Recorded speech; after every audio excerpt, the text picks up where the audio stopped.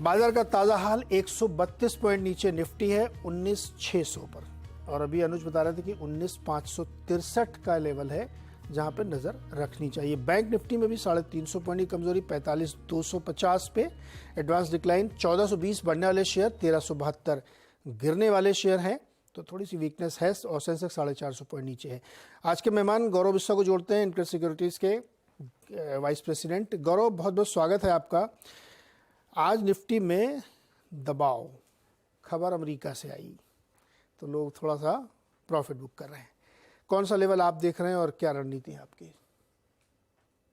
Good morning Neeraj ji. देखिए, रणनीति हमारी सिंपल थी। अगर आप आवली चार्ट्स पे जाएंगे, देखिए जब क्रैक आता है कोई अप ट्रेंड का या डाउन ट्रेंड का, तो सबसे पहले स्मॉलर टाइम फ्रेम्स में आता है, उसके बाद में वो ट्रांजिशन में आपको देखने मिलता है डेली चार्ट्स है, डेली टाइम फ्रेम में। यहाँ पे आवली चार्ट्स पर आप देखेंगे तो एक लोअर टॉप लोअर बॉटम का सिलसिला शुरू हो चुका था, और अभी के हिसाब से जो है अगर डाउन ट्रेंड में ही है तो एक बार 19,560 550 एक बार आएगा। और ओवरऑल जब तक ये रिवर्सल नहीं देखने मिलेगा, हमारे लिए सेल राइज होगा निफ्टी और बैंक निफ्टी दोनों ही। बैंक निफ्टी अगर आप देखेंगे तो सिर्फ डाउन ट्रेंड में है, इस तरह से नहीं देखने मिलेगा। आज के अगर क्लोज अगर 45,200 के नीचे अगर आती है, तो या 45,300 स्पॉट के नीचे अगर आती है तो एक राइजिंग वेज का ब्रेकडाउन भी आपको देखने मिलेगा, तो वो भी एक दिक्कत आपको दे सकता है आने वाले समय में। तो यहाँ पे इंडेक्स थोड़े में ये नहीं होगा यहाँ पे टॉप हो गया और 2,000 3,000 पॉइंट गिरेगा, वो मैं बात नहीं कर रहा हूँ। लेकिन इमीडिएट टर्म्स में अगर देखा जाए तो थोड़ा प्रेशर आपको निफ्टी और बैंक निफ्टी दोनों में देखने मिलेगा। थोड़ा प्रेशर अभी। अच्छा, तो फिर ट्रेड अभी लेंगे, थोड़ा इंतजार करें? देखिए, अगर इंडेक्स का ट्रेड है तो हम अभी नहीं ले रहे, हमने अपने क्लाइंट्स को अपने लेवल्स पे दिलवाया है, तो अभी तो हम थोड़ा और 50-100 पॉइंट नीचे गए तो प्रॉफिट बुक कराएंगे। लेकिन अगर शॉर्ट स्टॉक्स का है तो हम लोग करवा ही रहे हैं यहाँ पे, रिपोर्ट्स के माध्यम से भी लॉन्ग टर्म स्टॉक्स में दिलवा रहे हैं, शॉर्ट टर्म में दिलवा रहे हैं। तो स्टॉक्स यहाँ पे अच्छे हैं जहाँ पे मुझे लग नहीं रहा कि आपको इंडेक्स बिकॉज नीचे आ रहा है तो स्टॉक्स भी आएंगे, क्योंकि वो आपके इंडेक्स का पार्ट ही नहीं है, तो कुछ फर्क पड़ेगा नहीं। आप मिड कैप 100 देख लो, स्मॉल कैप 100 इंडेक्स देख लो, वहां पे दिक्कत इतनी नहीं आ रही है। दिक्कत जो है वो निफ्टी और बैंक निफ्टी में है, जहाँ पे थोड़ी थकान देखने मिल रही है। तो स्टॉक स्पेसिफिक अगर आप रहते हैं तो यहाँ पे काफी सारे आपको मौके देखने मिल सकते हैं। ओके, तो ये राय है आपके लिए आज इंडेक्स में आपको क्या करना है, लेकिन स्टॉक स्पेसिफिक अपॉर्चुनिटीज बहुत हैं। और हमारे साथ इस वक्त जुड़ रहे हैं पर्थ ऑस्ट्रेलिया से उमाकांत पटेल। उमाकांत जी नमस्कार, बताइए सर। नमस्कार सर। मेरे पास टाटा मोटर्स 375 शेयर्स है, 313 की एवरेज है, 2 साल से लिया है मैंने, और मैं इंस्टॉलमेंट से बाई करता हूँ, जैसे 25 की या 50 की ऐसे लिए हैं सब। तो उनकी जो एवरेज बेस्ड वो 313 है। पटेल और जी, अभी क्या मस्त आपने लिया है। क्या करना चाहिए नए बहुत ही अच्छी स्ट्रेटजी आपकी है। एसआईपी करते हैं आप, थोड़ा थोड़ा करके लेते हैं, इसलिए आपकी कॉस्ट ऑफ एक्विजिशन काफी नीचे है। 313 पे आपकी कॉस्ट है और 632 पे स्टॉक चल रहा है, दुगना। जी सर। बेहतरीन स्ट्रेटजी। क्या करते हैं सर आप ऑस्ट्रेलिया में? मैंने ऑस्ट्रेलिया में तो मेरी लड़की घर पे आया हूँ सर। अच्छा। अभी मैं तो अहमदाबाद में अकाउंटिंग का काम कर रहा था, लेकिन अभी वहाँ कोई है नहीं। मेरा लड़का सिडनी में है। हाँ। और लड़की पर्थ में है। मेरी वाइफ 1 साल पहले सब कैंसर में एक्सपायर हो गए। ओहो। तो अभी मैं 1 साल के लिए आया हूँ। तो आप भी अपने बेटे और बहू दामाद के पास रहिए वहीं ऑस्ट्रेलिया में? हाँ, वहीं पे ही जाता हूँ। हाँ। लेकिन क्या है कि अभी इनके लड़के बच्चे थोड़े छोटे हैं लड़की के। हाँ, हाँ। और लड़के के तो बड़े हो गए, तो अभी इनके यहाँ वो बच्चे के लिए मैं यहाँ रह रहा हूँ। अरे वाह, बहुत ही बढ़िया उमाकांत जी, बहुत अच्छा। और स्ट्रेटजी भी आपकी अच्छी है। 375 क्या किया जाए गौरव जी? बहुत ही अच्छा, डबल हो गया इनका स्टॉक। बने रहे अभी टाटा मोटर्स में? जी, मेरे हिसाब से बिल्कुल बने रहना चाहिए यहाँ पे, और हमने अपने क्लाइंट्स को भी दिला है, इनकी खरीदारी काफी अच्छी है, तो मैं इनको बहुत बधाई देता हूँ, और इन्होंने होल्ड भी किया। हमने अपने क्लाइंट्स को 550 के आसपास में दिलाया है, और ये हमने कहा है कि अगले साल 1.5 साल के अंदर स्टॉक जो है एक बार 900 के लेवल दिखा सकते हैं। तो मेरे हिसाब से दोनों टाटा मोटर्स, इनफेक्ट हमने अशोक लेलैंड में दिलाया है 50% अपसाइड के लिए, तो दोनों स्टॉक जो है वो हमको काफी अच्छे लग रहे हैं लार्ज कैप स्टॉक्स में। मुझे लग रहा है लार्ज कैप ऑटो स्पेस में अभी ट्रैक्शन काफी आया है, और आपको काफी आउट परफॉर्मेंस देखने मिलेगा। सो फार अगर आपने देखा होगा तो ऑटो एंसिलरी में आपको बड़े रिटर्न्स देखने मिल रहे थे। मुझे लग रहा है कि अभी लार्ज कैप स्टॉक्स में आपको सिमिलर काइंड ऑफ रिटर्न देखने मिल सकते हैं। ओके, तो इसमें होल्ड किया है। चलिए फटाफट अगला सवाल लेते हैं। नितिन मिश्रा इटावा उत्तर प्रदेश से हमारे साथ जुड़ रहे हैं। नितिन जी नमस्कार, बताइए। नमस्ते सर। जी सर, मेरे पास एक्शन कंस्ट्रक्शन के हैं, 360 पे लिए थे, 180 शेयर हैं। क्या करना तो चाहते हो? मैं वो एक 1000 तक होल्ड कर सकता हूँ या मुझे अभी प्रॉफिट बुक कर लेना चाहिए? 1000 का भाव होगा क्या इसका, एक्शन कंस्ट्रक्शन का, गौरव जी? देखिए, इसका ट्रेंड काफी अच्छा है। मैं अगर इसके मल्टीपल टाइम फ्रेम्स में अगर इसको देखता हूँ तो हायर टॉप्स हायर बॉटम फिलहाल बन रहे हैं, तो स्ट्रक्चर इसमें काफी अच्छा है। लेकिन ये 1000 होगा कम होगा, हम लोग यहाँ से ऑलमोस्ट 50% अपसाइड की बात कर रहे हैं, तो समय लग सकता है, लेकिन ट्रेंड इसका स्ट्रांग है। काफी शार्प अपसाइड हमको देखने मिली है। अगर आप 2022 से ही देख लेंगे, पिछले एक साल में अगर देख लेंगे, तो स्टॉक जो है वो तकरीबन 125 250 वाला आज 700 हो गया है, तो दुगुना तिगुना स्टॉक ऑलरेडी हो चुका है। तो मेरा ये मानना होता है कि जब आपके मल्टीपल स्टॉक्स होते हैं, एटलीस्ट आपका इन्वेस्टमेंट पार्ट आप निकाल दो, फिर आप उसको राइड करते रहिए। ओके, अच्छा, इस बीच गौरव थोड़ी और गिरावट बढ़ी है, 150 पॉइंट गिर गया निफ्टी, अब 19580 पे पहुंच गया है। नज़र हम लोग बनाए रखेंगे क्योंकि वीकनेस थोड़ी और बढ़ी है। अगला स्टॉक जिस पे सवाल पूछना चाहते हैं नासिर हुसैन धौलपुर राजस्थान से। बताइए नासिर जी। नमस्कार नीरज सर जी। नमस्कार भाई, बताइए। नमस्कार गौरव शर्मा को, गौरव जी को। जी, गौरव जी को भी नमस्कार, बताइए। नमस्कार। मेरा सर ये जोमेटो है, हाँ। 1535 शेयर। ओके। ये 60 रुपए की खरीद है मेरी। हाँ। इसमें मैं अब क्या करूं, कल रिजल्ट भी आने वाला है। टेंशन क्या है आपकी, ये बताओ। आप तो फायदे में बैठे हो। टेंशन सर क्या करूं, निकल जाऊं या होल्ड करूं अभी? अच्छा, 4 अगस्त को शायद इनका एक वो कोई लॉक इन भी खत्म होने वाला है। अच्छा। कुछ शेयर होल्डर्स हो सकता है बिकवाली करे ना करे, पता नहीं, लेकिन लॉक इन खत्म होगा। गौरव जी, क्या करा जाए इस पे? रिजल्ट भी आना है और ये देखिए बढ़िया 25 रुपए के फायदे बैठे हुए हैं। देखिए, सिंपल सी राय है यहाँ पे। अगर इनका नजरिया शॉर्ट टर्म का है, तो आप प्रॉफिट बुक कर लीजिए। इनका नजरिया अगर मीडियम टर्म का है कि मैं 3 4 5 6 महीने के लिए होल्ड करना चाहता हूँ, तो आप अपना पार्ट प्रॉफिट करके इसको राइड कीजिए। अगर आपका नजरिया लॉन्ग टर्म का है कि मैं साल 1.5 साल कम से कम इसको रख सकता हूँ, तो मेरे हिसाब से रखिए। यहाँ पे एक अच्छा डबल बॉटम बना है, नेकलाइन इसकी 75 की थी, उसके ऊपर क्लोज आ चुका है, 10 रुपए ऊपर है वहां से। तो यहाँ पे जो मोमेंटम है, अगर डबल बॉटम सस्टेन होता है और सक्सेसफुल पैटर्न होती है, तो स्टॉक जो है 120 125 के लेवल भी आपको दिखा सकता है। तो काफी अच्छी अपसाइड आपको यहाँ से भी देखने मिल सकती है। तो इनका जो नजरिया है, जिन जो टाइम फ्रेम के लिए प्ले करना चाहते हैं, वो हिसाब से इस पे एक एक्शन ले सकते हैं। ओके, उसके आधार पर एक्शन ले सकते हैं। गौरव 2 मिनट रुकिएगा, जरा एक कंपनी पे चर्चा करते हैं हम लोग।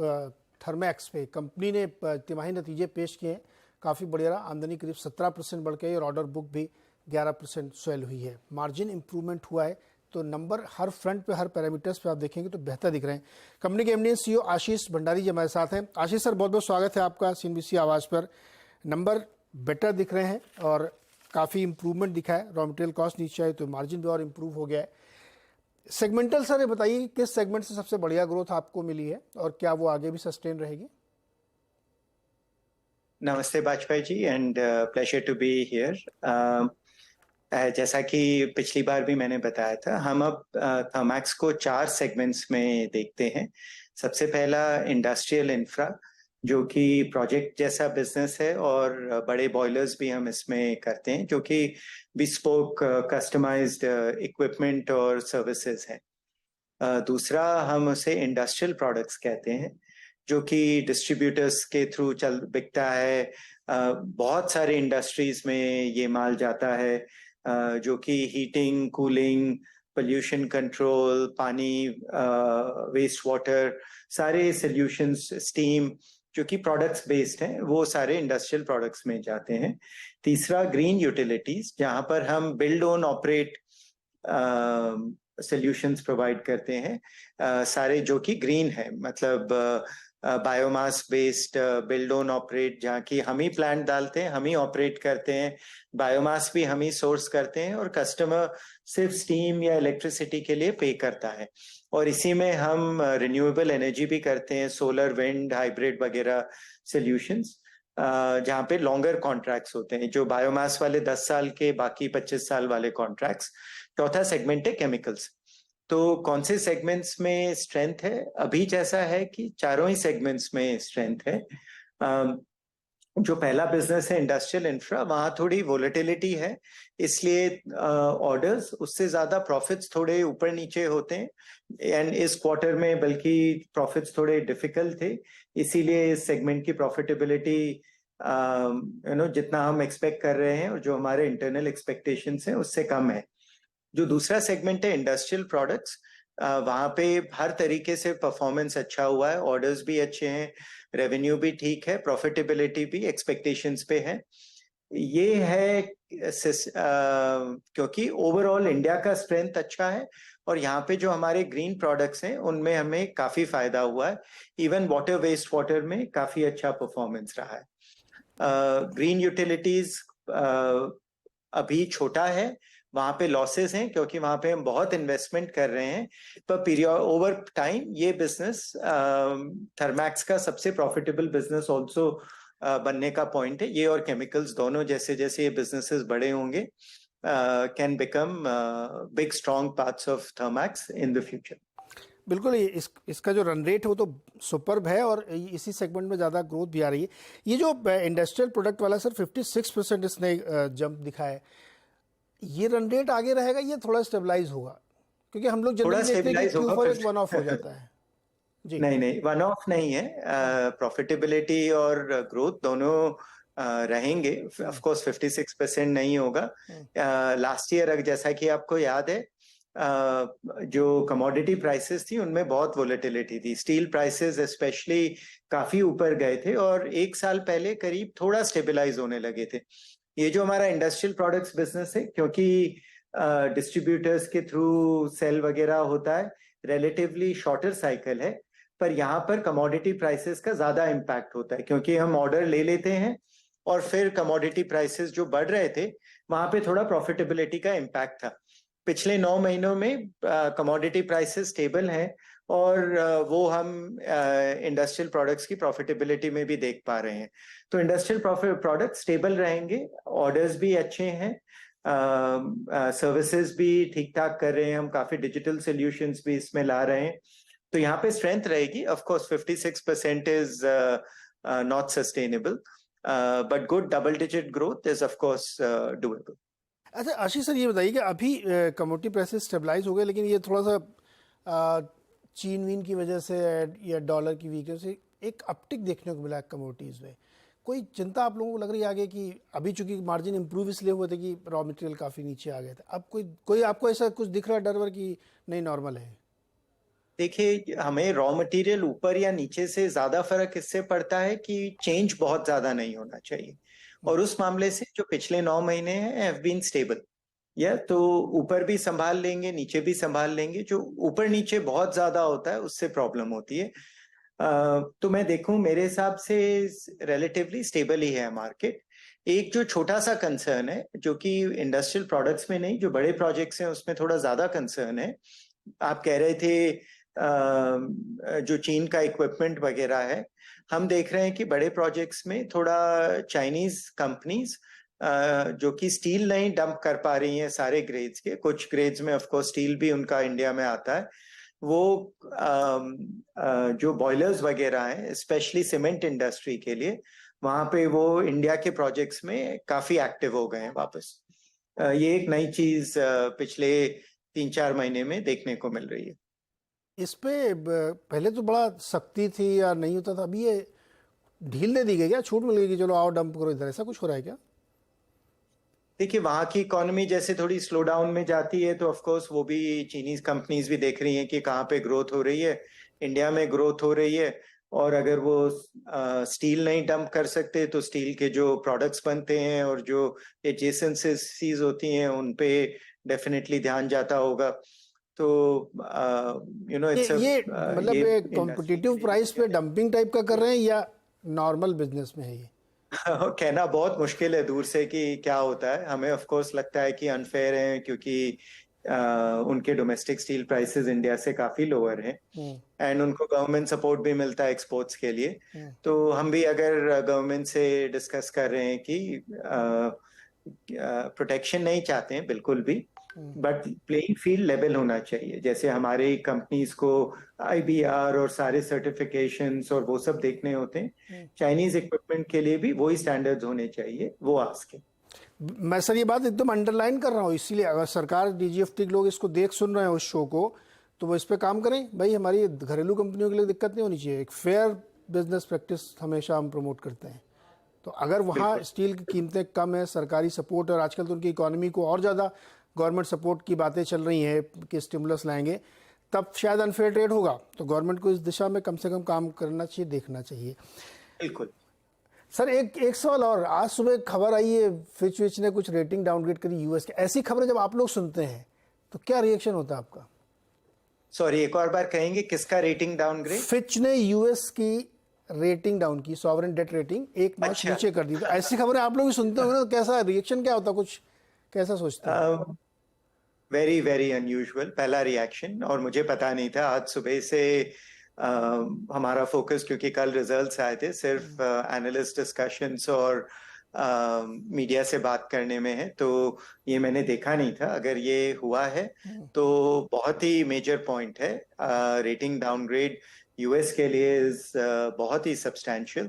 एंड अभी जो लार्जर डॉलर मूव्स हो रहे हैं, जो कि डॉलर भी, जो कि ग्लोबल करेंसी है, एंड मोस्ट हमारे लिए तो for the foreseeable future dollar is the global currency. पर इन सब पे जो साइड्स में जो मूव्स हो रहे हैं बहुत इंटरेस्टिंग है। एक इंस्टेंट रिएक्शन कहना मुश्किल है, but I will read on this and go much deeper. But very surprising अगर रेटिंग डाउनग्रेड हुआ है यूएस का। उन्होंने क्या किया, फिच ने AAA को घटा के AA+ कर दिया, और उनका कहना है कि जो बहुत ज़्यादा डेट ओवरशूट हो गया वो चिंता का कारण है, और उनकी जो पॉलिसी गवर्नेंस है उसमें भी कंसर्न्स है। इसके लिए उन्होंने एक नॉच डाउनग्रेड कर दिया है। आशीष जी, बहुत बहुत शुक्रिया और शुभकामनाएं आपको अगले क्वार्टर के लिए। नमस्ते, थैंक यू।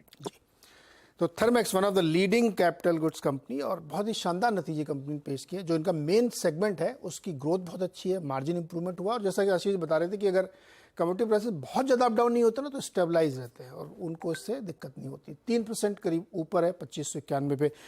गौरव जी के पास चलिए तुरंत। गौरव जी, थर्मैक्स पे क्या राय बन रही है आपकी? स्टॉक है, और शॉर्ट टर्म में मैं इस पे उतना फोकस नहीं रखता हूँ, बिकॉज ना उतनी वॉल्यूम पार्टिसिपेशन मिलता है और ना इस पे का मूवमेंट आता है कंपेयर टू L&T जैसे में। लेकिन अगर किसी का नजरिया 2-3 साल का है तो ये बिल्कुल यहाँ पे भी ले सकते हैं। थोड़ा करेक्शन अगर आता तो वहां पे भी ले सकते हैं। देखिए यहाँ पे 2007 से एक राइजिंग ट्रेंड लाइन का एक ब्रेकआउट हुआ था, मल्टी ईयर ब्रेकआउट, आप समझ लीजिए कि 16-17 साल का ब्रेकआउट था, 15 साल का सॉरी। और वहां पे रिटेस्ट करके अगर आप देखें तो वापस ऊपर गया है। तो यहाँ पे काफी तगड़े अपमूव्स आपको देखने मिल सकते हैं। मल्टी ईयर में है स्टॉक ये, तो मुझे यहाँ पे काफी कन्विक्शन है, और हमारे टॉप रिकमेंडेशन में भी रहा है लॉन्ग टर्म के लिए। जैसे मैंने आपसे कहा कि शॉर्ट टर्म में हम इसको बिल्कुल प्ले नहीं कर रहे हैं, वो मैं नहीं पकड़ पा रहा हूँ बिकॉज स्विंग्स काफी वाइल्ड है, बट लॉन्ग टर्म के लिए I am very bullish on this. Okay, Dharamvir ji हमारे साथ जुड़े हैं पटना से। धर्मवीर जी बताइए सवाल। सर मेरे पास टाइटन का 40 शेयर है, रेट हो गया है सबका 900 रुपये खरीद। 2018 और 2020 में लिए हैं। तो भैया इतना पैसा बन गया, क्या करेंगे इतनी धनराशि का आप? अभी तो आज के डेट में फिर हम 20 शेयर ले लिए 3000 के लगभग रेट में। फिर ले लिए 2990 में, आज फिर 20 ले लिए। आज काहे लिए? अब नीचे जाता ही नहीं है तो करेंगे क्या? अब तो ऐसा क्या कि इससे मोहब्बत हो गई क्या कि यही लेना है? और भी शेयर है मेरे पास, लेकिन इतना अच्छा रिटर्न कोई नहीं दे रहा है, इसलिए इससे मोहब्बत ही समझ लीजिए लॉन्ग टाइम के लिए। ओके, धर्मवीर जी को प्यार हो गया है टाइटन, होना भी चाहिए वैसे हमको। अगर आप शादीशुदा होंगे तो आपकी पत्नी को तो पक्का होगा आप ये पैसा कमा के सोना खरीदेगा। गौरव जी बताइए, एक तो इन्होंने बहुत अच्छा ट्रेड लिया, 900 रुपये में खरीदा, जबरदस्त मुनाफे में। अब इन्होंने दोबारा अभी लिया है 2900 रुपये में। क्या लग रहा है आपको, रखना चाहिए इनको, बने रहना चाहिए? नहीं, देखिए काफी अच्छे दाम पे लिया है, होल्ड किया, उनको मौका मिला बाय करने के लिए। अदरवाइज हमारे घर वाले तो बोले कि टाइटन अच्छा लगा तो आप जैसे आपने कहा प्रोडक्ट खरीद लेंगे, शेयर में क्या रखा है। लेकिन मैं कहूँगा यहाँ पे स्ट्रॉन्ग है, अप ट्रेंड काफी स्ट्रॉन्ग है इनका नजरिया। अगर जैसे इन्होंने काफी होल्ड किया है तो मैं अज्यूम करूंगा 3-4 साल का नजरिया है, तो यहाँ पे बिल्कुल बने रही है। कोई करेक्शन इसमें आपको देखने मिल नहीं रहा है। एक मंथली चार्ट पे ट्रायंगल पैटर्न का ब्रेकआउट देखने मिला, उसके कंफर्टेबली ऊपर ट्रेड कर रहे तो देखिए छोटे मोटे स्विंग्स आपको आते रहेंगे। इमीडिएट टर्म्स में 5-7% करेक्शन आ गया तो अलग बात है, बट बड़ा फॉल यहाँ से फिलहाल लग नहीं रहा। मुझे लग रहा है कि एक अच्छे मोमेंटम आपको यहाँ से देखने मिल सकते हैं। ओके धर्मवीर जी, चिंता मत करिएगा, इसके रिजल्ट भी आने, कोई तनाव की बात नहीं। कंपनी बहुत स्ट्रांग है, बहुत ही बढ़िया कंपनी। नतीजे कैसे भी आए मुझे नहीं पता, आप देखते कैसे आते हैं, लेकिन चिंता की कोई बात नहीं है। गौरव सर, बहुत बहुत शुक्रिया बातचीत करने के लिए और सब दर्शकों की मदद करने के लिए। अब मैं यहाँ पे लूँगा एक छोटा सा ब्रेक। ब्रेक पे जाते हुए आपको बता दूँ कि 19,572 पे है निफ्टी, और अनुज बता गए थे कि 19,567 शायद, उसको ट्रैक करना अपने को, 5-7 पॉइंट और नीचे गिर सकता है। 161 पॉइंट की वीकनेस है। चलिए देखते हैं आगे कैसा है।